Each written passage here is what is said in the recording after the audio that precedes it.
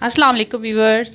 आज मैंने आपके लिए टॉपिक उर्दू कवायद व इंशा परदाजी का सिलेक्ट किया है कि ज़बान इज़हार ख्याल का आला है। अल्लाह ताला ने हमें बोलने की ताकत दी है, जिसकी बदौलत हम एक दूसरे से अपने दिल की बात कह सकते हैं और अपना मतलब समझा सकते हैं।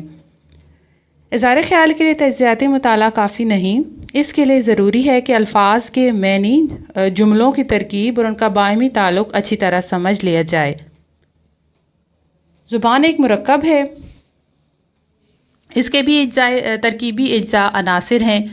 कुछ असूल व कवायद हैं जो तरकीबी अज्जा के मिलाप में इनकी मदद करते हैं। ज़बान की नहू का दारो मदार उन कायदों पर है।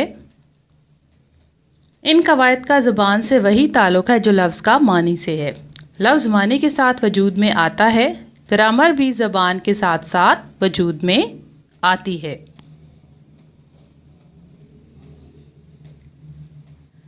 लिहाजा ज़बान के आम और मुस्तकिल असूल व ज़वाबित को अंग्रेज़ी में ग्रामर और उर्दू में कवायद का नाम दिया जाता है। सेम इसी तरह उर्दू में भी कवायद होते हैं, इसकी भी ग्रामर होती है।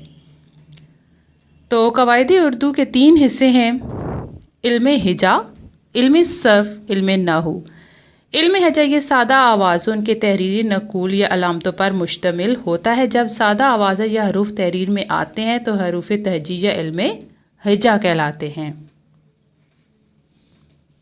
इल्म सर्फ, लुगत में सर्फ बदलने और हेर फेर करने को कहते हैं। इस इल्म का ताल्लुक़ अल्फाज से होता है और इल्म सर्फ हमें बताता है कि ये तब्दीली किस तरह हुई और इस तब्दीली के बाद क्या माने हुए, उन्हें कहाँ इस्तेमाल करना चाहिए और कहाँ नहीं। इस इल्म का मकसद ये है कि बोलने वाला सही बोले। अब है जी इल्म नहू। ये वो इल्म है जिसमें कलमों की बाहमी तरतीब और ताल्लुक़ का हाल मालूम होता है और इसकी गर्ज़ व गायत यह है कि लिखने वाला और बोलने वाला कलमों के बनाने में गलती ना करे, हर एक कलमे को सही तरतीब के साथ अपने महल पर जगह दे। और इसमें कलाम से बहस होती है, इसलिए इसका मौजू कलाम है।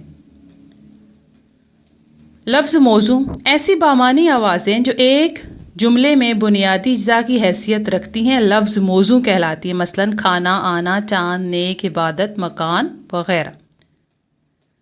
लफ्ज़ मौजू की 2 इक़साम हैं, उसमें से एक है कलमा और दूसरी है कलाम। अब जी कलमा लफ्ज़ मौजू से अगर अकेले मानी समझ में आ जाए तो उसे कलमा कहते हैं। मसलन मस्जिद, खाना, खुदा, नेक लड़का, मेहनती आदमी किस्म के और अल्फाज जिनके इज्जा एक से ज़्यादा हैं, अगरचा बजाय खुद हर एक जुज़ के जुदागाना मानी हैं। मगर तरकीब चूँकि इनसे मानी समझे जाते हैं, इसलिए हर एक लफ्ज़ कलमा है।